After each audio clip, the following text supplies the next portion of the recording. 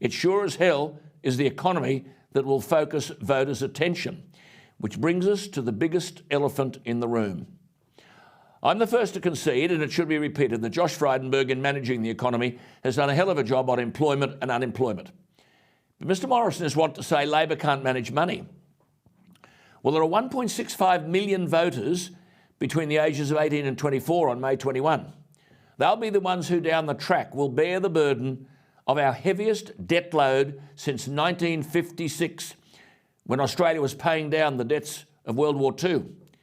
The government is ready to tell us that the pandemic spending, emergency spending, is over, but the debt continues to climb. You see, before anyone had heard of Wuhan and bats, as Peter Harcher wrote recently, and I quote, this government already had the worst fiscal record of any post-war government. Morrison's debt run-up makes Whitlam, Hawke, Keating, Rudd and Gillard look like skinflints. Harcher went on, quote, the coalition inherited gross national debt at 20% of GDP. By the time COVID struck, they'd run it up to 28%. There had been no crisis, yet it created the biggest load of national debt since 1958, unquote.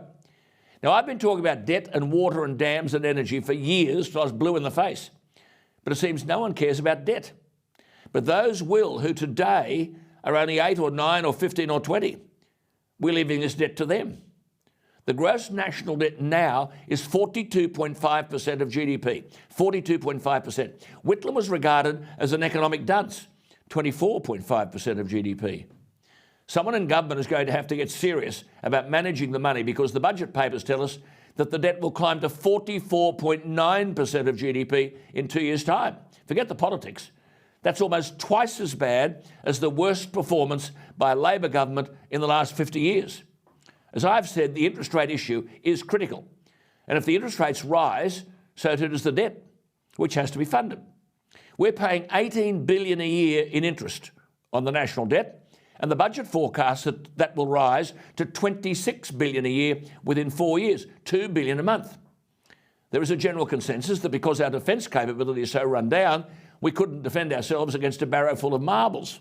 But there's the answer. Your defence budget is $48 billion, but your interest bill is more than half of that at $26 billion, yet there was a Treasury update almost 2 weeks ago which forecast the annual interest bill could be $12 billion a year higher than the $26 billion. That's up to $38 billion because of rising market interest rates. Think of it. That would bring our interest bill on our debt to almost equal with our defence budget and almost twice as much as the total education budget. This is insanity. And remember what they call structural costs?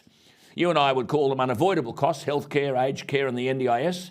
We've already been warned that those costs will go through the roof, and debt doesn't matter. Give me a break. Our debt is at embarrassing levels, as is the interest on the debt, and both are climbing. I'm simply saying, if you put this mix together, inflation, wages, interest rates and debt, this is a toxic and lethal cocktail. It is time these issues, and these issues alone, were debated as a central component of this election campaign.